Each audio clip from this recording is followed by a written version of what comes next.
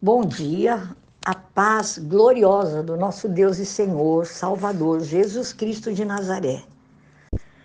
A pessoa amada do Espírito Santo seja com vocês todos que vão me ouvir, que vão estudar comigo neste dia.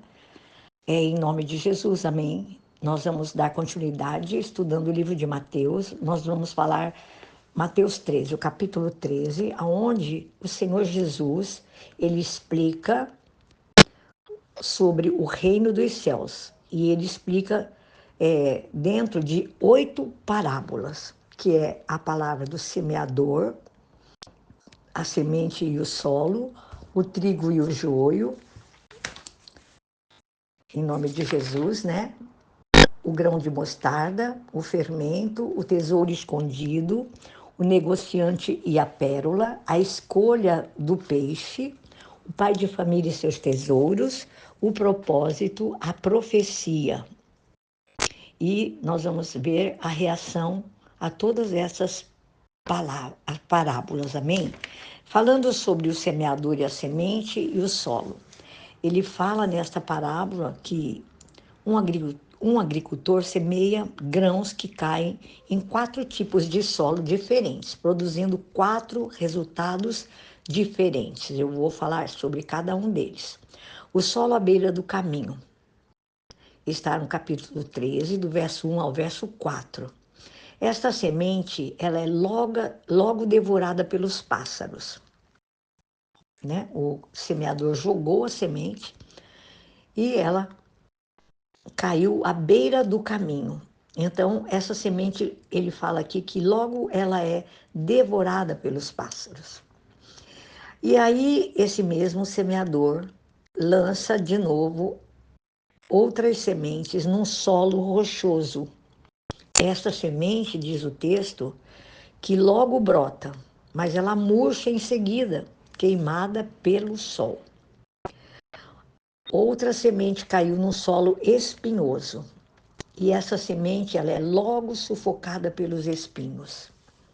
Outra semente caiu no solo fértil e diz que essa semente ela produz 30, 60 e até 100 por um. E a interpretação da parábola é a seguinte: a semente, irmãos, ela representa as boas novas do reino. O solo à beira do caminho é um solo duro, representa aqueles que ouvem a mensagem, mas não a entendem, permitindo que Satanás a roube dos seus corações. O solo rochoso é superficial, é rochoso, representa aqueles que não têm profundidade espiritual e assim desistem ao enfrentar problemas ou perseguições.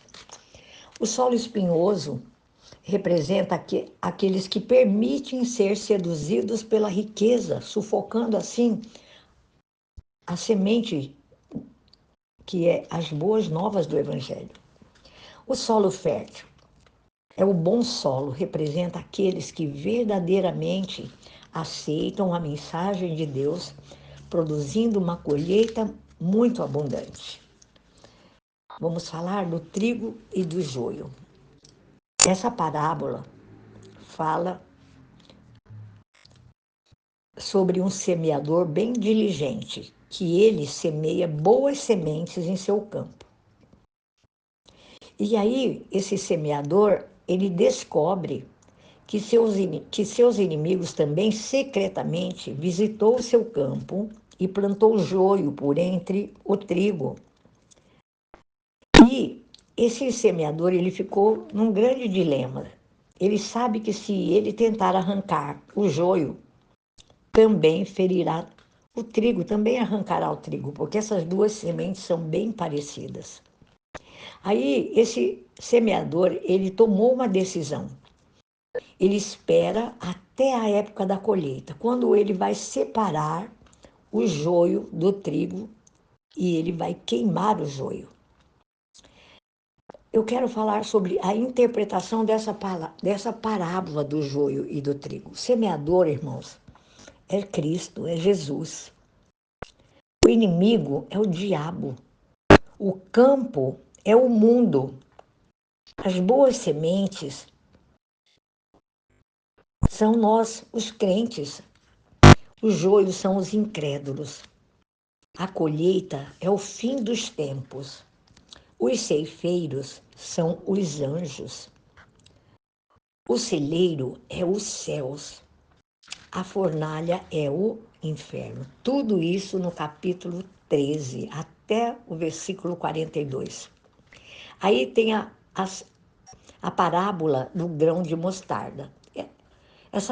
Essa semente ela vai entrar no solo como a menor das sementes.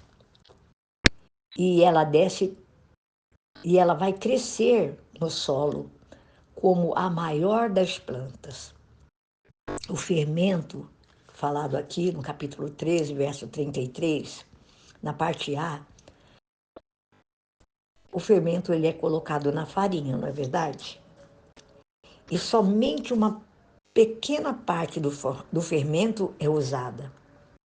E essa pequena parte, ela vai permear, irmãos, cada parte da massa. Ele fala sobre o tesouro escondido, a descoberta desse tesouro. Um homem, ele encontra um tesouro precioso. E ele se deleita e ele se enche de alegria, né, com o que ele encontra. E ele toma uma decisão. Ele vende tudo que ele tem e ele compra esse campo onde havia encontrado esse tesouro. O negociante e a pérola.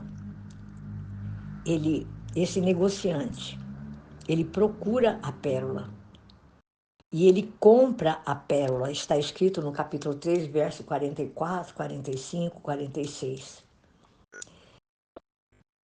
E a escolha do peixe, que fala também no capítulo 13, do 47 ao 50, fala da informação desta parábola, que ao pegar uma rede cheia de peixes, o pescador, ele separa o bom peixe do peixe ruim.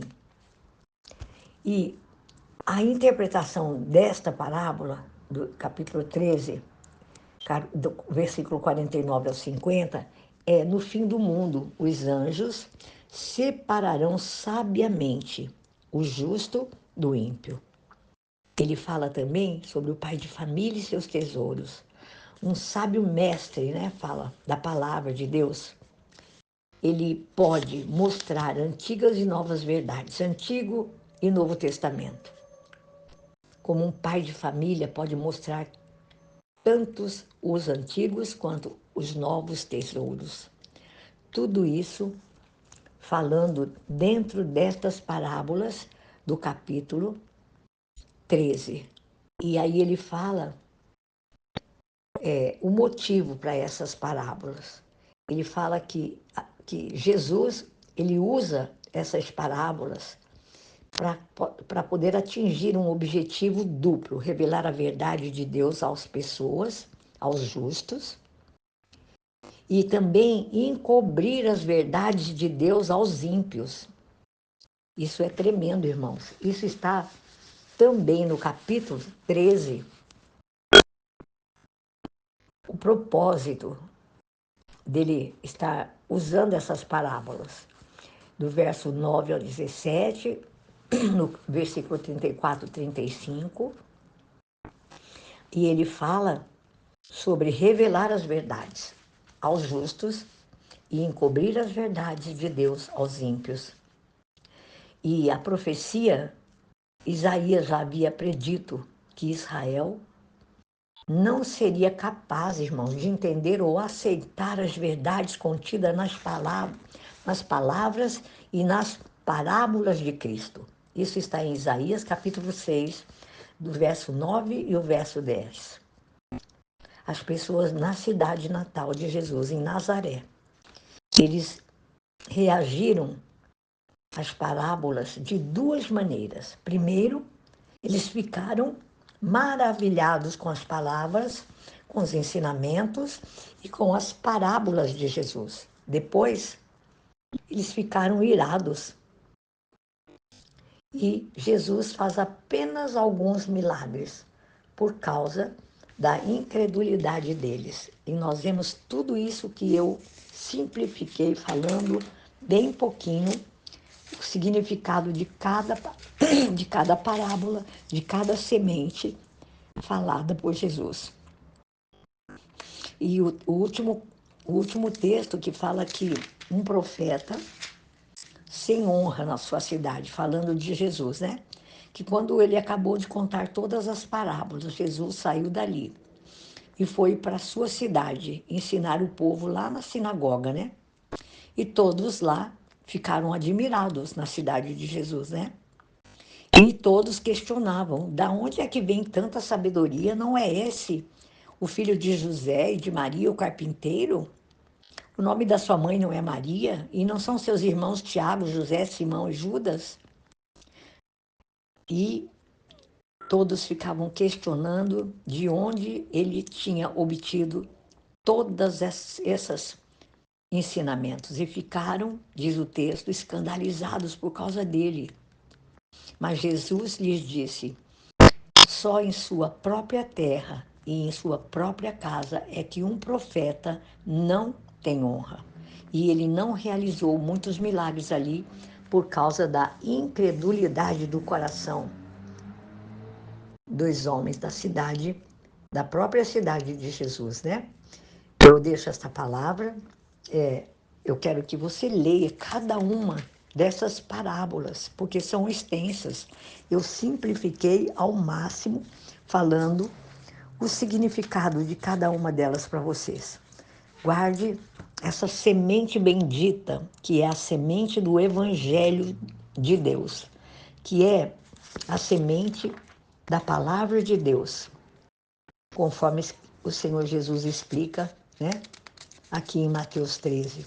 Ele explica o reino dos céus, se valendo dessas parábolas. Em nome de Jesus, amém? Que Deus os abençoe ricamente. A paz de Deus seja o árbitro no seu coração, meus irmãos. E eu oro e peço a Deus que você, que eu, nós sejamos alguém que ouve a palavra, alguém que entende a palavra. Eu oro para que a palavra de Deus possa frutificar à medida que a palavra criar raízes no meu coração, ela possa frutificar e dar bons frutos, conforme ensinou aqui esse capítulo 13 de Mateus, em nome de Jesus. Amém? Deus abençoe.